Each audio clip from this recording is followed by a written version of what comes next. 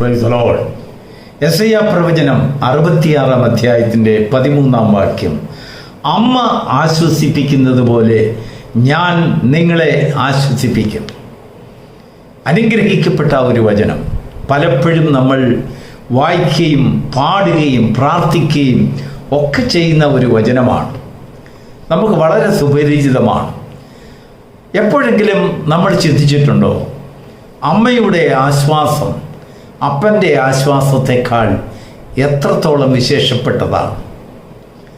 നമുക്ക് മനസ്സിലാക്കാൻ കഴിയില്ലെങ്കിലും ദൈവത്തിന് ആശ്വാസത്തെക്കുറിച്ച് നന്നായിട്ടറിയാം.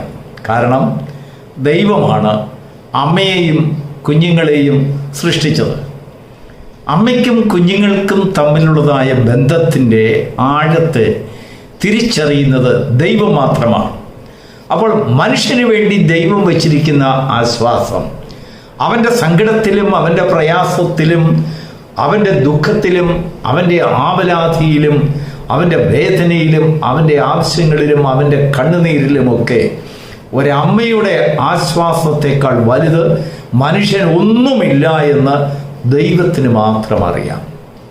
പലപ്പോഴും മനുഷ്യന് തന്നെയും ഒരു പക്ഷെങ്കിൽ അത് തിരിച്ചറിയാൻ കഴിയുന്നില്ല. അമ്മയുടെ ഉദരത്തിൽ ഒരു കുഞ്ഞ് ഉരുവാകുമ്പോൾ മുതൽ അമ്മയും ആ കുഞ്ഞും തമ്മിൽ ഒരു കമ്മ്യൂണിക്കേഷനുണ്ട്. അവരുടെ അന്തരംഗങ്ങളിൽ നടക്കുന്ന ഓരോ ചലനങ്ങളും ചിന്തകളും അവർ തിരിച്ചറിയുന്നുണ്ട്. അവർക്ക് സംസാരശേഷിയുണ്ട്. അവരമ്മയും കുഞ്ഞും ഒരു പക്ഷെങ്കിൽ ഒരമ്മ പെട്ടെന്നത് തിരിച്ചറിയണമെന്നില്ല. ഒരമ്മ സംസാരിക്കുന്നത് മുഴുവനും ആ കുഞ്ഞ് തിരിച്ചറിയുന്നു. ആ കുഞ്ഞിൻ്റെ മനോഗതികൾ മുഴുവനും അവൻ പ്രായമായാലും ജനിച്ച് ഒരു പുരുഷനായിരുന്നാലും ശരി, അമ്മയുടെ ഉദരത്തിൽ വെച്ച് തുടങ്ങിയതായ കമ്മ്യൂണിക്കേഷൻ അതൊരിക്കലും വിട്ടുമാറുന്നില്ല. അവർക്ക് തമ്മിൽ മനുഷ്യരാരും കാണാത്ത ഒരു ബന്ധം അവർക്കുണ്ട്. നമ്മുടേതായ ചിന്തകളിൽ നോക്കൂ. പലപ്പോഴും എൻ്റെ സന്ദേശത്തിൽ കൂടെ ഞാൻ പറഞ്ഞിട്ടുള്ളത് പോലെ തന്നെ 1000 പേരുടെ മധ്യത്തിൽ നിന്നുകൊണ്ട് ഒരു കുഞ്ഞ് കരയുകയാണെങ്കിൽ ആ കുഞ്ഞിനെ പ്രസവിച്ച അമ്മ ആ കുഞ്ഞിൻ്റെ ശബ്ദം പെട്ടെന്ന് തിരിച്ചറിയും, വളരെ വ്യക്തമായിട്ട് തിരിച്ചറിയും. എൻ്റെ മകൻ കരയുന്നു, അല്ലെങ്കിൽ ആ കരച്ചിലിൻ്റെ ശബ്ദം എൻ്റെ കുഞ്ഞിൻ്റേതാണെന്ന് അമ്മയ്ക്ക് വ്യക്തമായി തിരിച്ചറിയാം. അതാണ് അമ്മയും കുഞ്ഞും തമ്മിലുള്ളതായ കമ്മ്യൂണിക്കേഷൻ, ശബ്ദത്തിൻ്റെ ബന്ധം. ദൈവത്തിന് മഹത്വമുണ്ടാകട്ടെ. ഇന്ന് പകൽക്കാലം അതിനൊരു ഉദാഹരണമായി തിരുവചനത്തിൽ നിന്ന് നിങ്ങളുടെ മുൻപിൽ ഞാൻ എടുത്തു കാണിക്കാം. ഉൽപ്പത്തി പുസ്തകം 27 അധ്യായത്തിൽ യാക്കോബും ഏശാവും തമ്മിൽ അല്പപ്രയാസമുണ്ടായി. ഏശാവിന് ലഭിക്കേണ്ടിരുന്നതായ ഒരു അനുഗ്രഹം മൂത്ത സഹോദരന് ലഭിക്കേണ്ട നിയമപ്രകാരം ലഭിക്കേണ്ടതായ ഒരനുഗ്രഹം അബദ്ധവശാൽ അല്ലെങ്കിൽ ദൈവത്തിൻ്റെ നിർണയപ്രകാരം അത് അനുജനായ യാക്കോബ് അടിച്ചുമാറ്റി, തട്ടിയെടുത്തു. അത് അങ്ങനെ ആയിരുന്നു. അതിനൊരു തട്ടിയെടുത്തു എന്നോ അടിച്ചു മാറ്റിയെന്നോ അപഹരിച്ചു എന്നുള്ള ഒരു വാക്കിനേക്കാൾ അങ്ങേപ്പുറം ദൈവം വെച്ചിരുന്നതായ നിയോഗം അങ്ങനെ ആയിരുന്നു. എങ്കിലും അത് സംഭവിച്ചു കഴിഞ്ഞപ്പോൾ ഏശാവിൻ്റെ മനസ്സിലൊരു ചിന്ത, എങ്ങനെയെങ്കിലും ഈ യാക്കോബിനെ കൊല്ലണം, അവനെ തട്ടിക്കളയണം. അവനെ വെച്ചിരുന്നാൽ ഇനിയും അവൻ പ്രയാസങ്ങളൊക്കെ ഉണ്ടാക്കിക്കൊണ്ടിരിക്കും.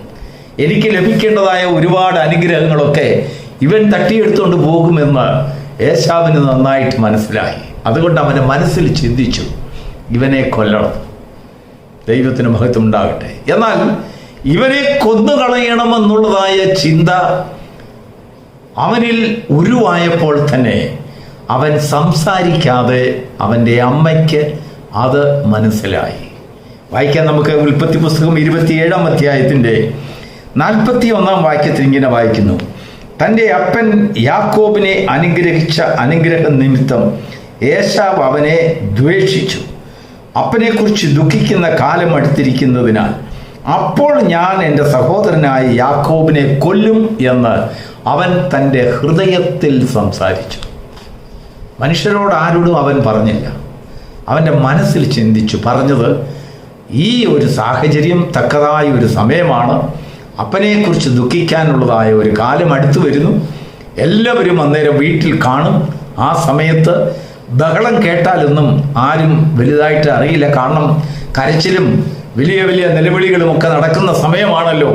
ദുഃഖത്തിൻ്റെ ആ ഒരു കാലമാണ്. ആരെവിടെ കരയുന്നൊന്നും അറിയില്ല. അപ്പോൾ ആ സമയം നോക്കി, ആ തക്കം നോക്കി, ആ മൗനതയുടെ ഒരു ബ്രേക്കപ്പിൽ അല്ലെങ്കിൽ ശബ്ദമുഖരമായ ഒരു സ്ഥലത്ത് വെച്ച് അവനെ ഞാൻ ആരുമറിയാതെ കൊല്ലും. ദൈവത്തിന് മഹത്വം ഉണ്ടാകട്ടെ. എന്നാൽ അവൻ്റെ പദ്ധതി മുഴുവനും അവനെ പ്രസവിച്ച അമ്മ റിബേക്ക അത് തിരിച്ചറിഞ്ഞു. പെട്ടെന്ന് ഇളയ മകനെ വിളിച്ചു പറയുകയാണ്, മോനെ, നിന്നെ കൊല്ലാൻ ഇവൻ പദ്ധതിയിട്ടിരിക്കുന്നു. ഈ അമ്മയോട് ഒരിക്കലും ഏശാവ് പറഞ്ഞില്ല, അവനെ ഞാൻ കൊല്ലുമെന്ന് പറഞ്ഞില്ല. ഏശാവിൻ്റെ ഹൃദയത്തിൽ സംസാരിച്ചത് അമ്മയ്ക്ക് കേൾക്കാൻ കഴിഞ്ഞു, ഊഹിക്കാൻ കഴിഞ്ഞു, റീഡ് ചെയ്യാൻ കഴിഞ്ഞു, അതിനെ വ്യക്തമായി മനസ്സിലാക്കുവാൻ കഴിഞ്ഞു. അവൻ്റെ അപ്പനെ കൊണ്ട് സാധിച്ചില്ല, നാട്ടുകാരെ കൊണ്ട് സാധിച്ചില്ല, ബന്ധുക്കളെ കൊണ്ട് സാധിച്ചില്ല, കൂട്ടുകാരെ കൊണ്ട് സാധിച്ചില്ല. നമ്മൾ മനസ്സിൽ ഗ്രഹിക്കുക അല്ലെങ്കിൽ പറയുന്ന, മന്ത്രിക്കുന്ന ദോഷകരമായ കാര്യങ്ങൾ അമ്മമാർക്ക് മനസ്സിലാക്കാൻ കഴിയും. അങ്ങനെ ഒരു അമ്മയ്ക്ക് മനസ്സിലാക്കാൻ കഴിയും. ആ കഴിവ് ദൈവം അവൾക്ക് കൊടുത്തിരിക്കുന്നത് അവൾ വീണ്ടെടുത്ത് ദൈവത്തിൻ്റെ സന്നിധിയിൽ ആ ഒരു കഴിവിനെ അവൾ ഉത്തരവാദിത്വത്തോടുകൂടെ അവൾ അത് സംഭരിക്കുകയാണെങ്കിൽ, അത് പുനരുജ്ജീവിപ്പിക്കുകയാണെങ്കിൽ ഓരോ കുഞ്ഞുങ്ങളുടെയും ചലനങ്ങൾ അമ്മമാർക്ക് മനസ്സിലാക്കാൻ കഴിയും. അവർ തെറ്റിപ്പോകുന്ന വഴികളിൽ നിന്ന് അവരെ പിന്തിരിപ്പിക്കുവാൻ ഒരമ്മയെ കൊണ്ട് സാധിക്കും. എന്നാൽ ഈ കഴിവ് ഒരപ്പനെ കൊണ്ട് സാധിക്കില്ല. അപ്പനെ കൊണ്ട് ശിക്ഷിക്കാനേ കഴിയത്തുള്ളൂ. ആശ്വാസവാക്ക് പറഞ്ഞു കൊടുക്കുവാൻ അമ്മയ്ക്കേ ഉള്ളൂ. അപ്പൻ എപ്പോഴും പറയുന്ന വാക്കുകൾക്ക് പരോക്ഷമായ ചില മുഖങ്ങളുണ്ട്. എന്നാൽ അമ്മയുടെ ആശ്വാസങ്ങൾ സ്നേഹമസൃണമായ ഒരു സമീപനം. ഏതൊരു ചിന്തയ്ക്കും ഏതൊരു പരാതിക്കും ഒരു പരിഹാരമെന്ന രീതിയിൽ അമ്മയ്ക്ക് അവരോട് പറയാൻ ഒരു മറുപടി കാണും. അമ്മയ്ക്ക് അവരോട് സംസാരിക്കുവാൻ ഒരു ഓപ്ഷൻസ് കാണും. അത് ദൈവം കൊടുത്തിരിക്കുന്ന ഒരു കഴിവാണ്. പ്രിയപ്പെട്ട ദൈവത്തിൻ്റെ മക്കളെ, ഇതിനെയാണ് ദൈവം കണക്കിലെടുത്തുകൊണ്ട് മുഖവിലേക്ക് എടുത്തുകൊണ്ട് മനുഷ്യനോട് സംസാരിക്കുകയാണ്. ഒരമ്മയെ ആശ്വസിപ്പിക്കുന്നത് പോലെ ഞാൻ നിങ്ങളെ ആശ്വസിപ്പിക്കും. ഈ പ്രഭാതത്തിൽ ദൈവം നമുക്ക് തരുന്ന വലിയൊരു വാഗ്ദത്തമാണ്. നമ്മുടെ അമ്മ ആശ്വസിപ്പിക്കുന്ന വിധത്തെക്കുറിച്ച് നമുക്ക് എല്ലാവർക്കും അറിയാം. എങ്ങനെയാണ് നമ്മുടെ അമ്മ നമ്മെ ആശ്വസിപ്പിച്ചത്? അപ്പൻ നമ്മെ അടിക്കുമ്പോഴും അല്ലെങ്കിൽ ശിക്ഷിക്കുമ്പോഴും അതിന് ഓടി വന്ന് തടസ്സം പിടിക്കുന്ന അമ്മ, അതിനൊരു പരിഹാരം കാണുവാൻ നമ്മെ സഹായിക്കുന്ന അമ്മ, എല്ലാ കുറ്റങ്ങളും അപ്പനോട് പറയാതെ ഒളിച്ചു വെച്ചുകൊണ്ട് നമ്മോട് മോനെ അങ്ങനെ ചെയ്യരുത് അല്ലെങ്കിൽ ഇന്നതെന്നൊക്കെ പറഞ്ഞ് ഗുണദോഷിക്കുന്ന, സ്നേഹത്തോടെ സംസാരിക്കുന്ന അമ്മ. എത്ര പ്രാവശ്യം അമ്മയെ തിരിച്ചടിച്ചാലും അമ്മയെ അതൊരു അടിയായി കണക്കാക്കില്ല, അതൊരു ശിക്ഷയായി കണക്കാക്കില്ല. എനിക്കറിയാം, അമ്മയെ ഉപദ്രവിക്കുന്ന അനേകം കുഞ്ഞുങ്ങളുണ്ട്. ഒരു ദിവസം ഒരു അമ്മയെ വളരെ മോശമായി ശിക്ഷിച്ചത് അല്ലെങ്കിൽ ഉപദ്രവിച്ചതായ ഒരു മകനെ കുറിച്ച് നാട്ടുകാർ പരാതി പോലീസ് സ്റ്റേഷനിൽ ചെന്ന് പറഞ്ഞു. ഈ മാതാവിനെ സ്ഥിരമായി ഈ മകൻ ഉപദ്രവിക്കുന്നത് ഞങ്ങൾ കണ്ടു എന്ന് ആ പോലീസ് സ്റ്റേഷനിൽ ചെന്ന് റിപ്പോർട്ട് ചെയ്തു. പോലീസുകാർ ഭവനത്തിൽ വന്ന് അമ്മയോട് ചോദിച്ചപ്പോൾ ആ പോലീസുകാരൻ ആ മകനെ പിടിച്ചുകൊണ്ട് പോകും, അവനെ ഉപദ്രവിക്കുമെന്നുള്ളതായ ആ വേവലാതി അമ്മയുടെ ഹൃദയത്തെ ഇടിച്ചു കളഞ്ഞു. അമ്മ പറഞ്ഞു, അവൻ എന്നെ ഉപദ്രവിച്ചിട്ടൊന്നുമില്ല, നാട്ടുകാർ വെറുതെ പറയുന്നതാണ്. പെട്ടെന്ന് അമ്മ ആ അകൃത്യത്തെ, ആ തെറ്റിനെ മറയ്ക്കുവാൻ, അമ്മയുടെ ചിന്ത എന്താണെന്ന് അറിയാമോ? ഈ മകനെ പോലീസുകാർ കൊണ്ടുപോകും, പോലീസ് സ്റ്റേഷനിൽ ചെന്നാൽ അവനെ ഉപദ്രവിക്കും, ഞാൻ പ്രസവിച്ച മകനല്ലേ, അവൻ ഇന്നല്ലെങ്കിൽ നാളെ അവൻ്റെ തെറ്റുകളെ മനസ്സിലാക്കും എന്നുള്ളതായ ഒരു ദീർഘക്ഷമ. അവളുടെ ഹൃദയം ഒരമ്മയുടെ ഹൃദയത്തിൻ്റെ ലാഘവത്തോടുകൂടി, ആർദ്രതയോടുകൂടി ആ വിഷയത്തെ അവൾ ദർശിക്കുകയുണ്ടായി. ദൈവത്തിന് മഹത്വം ഉണ്ടാകട്ടെ. എന്നാൽ ഈ ഒരു മനസ്സ് ഒരു പക്ഷെങ്കിൽ പിതാവിലും ഉണ്ടാകണമെന്നില്ല. തീർച്ചയായിട്ടും അനേക പിതാക്കന്മാരിൽ അങ്ങനെ ഉണ്ടായിട്ടുള്ള അനുഭവങ്ങൾ നമുക്കറിയാം.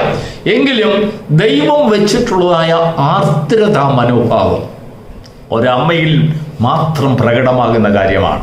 ഇന്ന് സമൂഹത്തിൽ നമ്മുടെ കുഞ്ഞുങ്ങൾ തെറ്റിപ്പോകുമ്പോഴൊക്കെയും ആ അമ്മമാർക്ക് അവരെക്കുറിച്ച് ഒരു ബോധം, ഒരു ജ്ഞാനം, ദൈവത്തിൽ നിന്ന് പ്രാപിക്കുന്നതായ ഒരു അനുഗ്രഹം അല്ലെങ്കിൽ കുഞ്ഞുങ്ങളുടെ മനസ്സുകളെ തിരിച്ചറിയുവാനും അതിനെ വായിക്കുവാനുള്ള ഒരു കഴിവ് ആ അമ്മമാർ ദൈവത്തിൽ നിന്ന് പ്രാപിക്കുകയാണെങ്കിൽ, ദൈവം വച്ചിരിക്കുന്നതായ ആ കഴിവുകളെ അവരുടെ ഹൃദയത്തിലും ജീവിതത്തിലും അത് വികസിപ്പിച്ചെടുക്കുവാൻ അവരെ കൊണ്ട് സാധിക്കുന്നുണ്ടെങ്കിൽ ആ കുഞ്ഞുങ്ങളെ നേർവഴിക്ക് അവർ തെറ്റുന്നതിന് മുമ്പ്, നശിച്ചു പോകുന്നതിന് മുമ്പ് ആ അമ്മയ്ക്ക് അവരെ നേർവഴിക്ക് ചലിപ്പിക്കാൻ സാധിക്കും.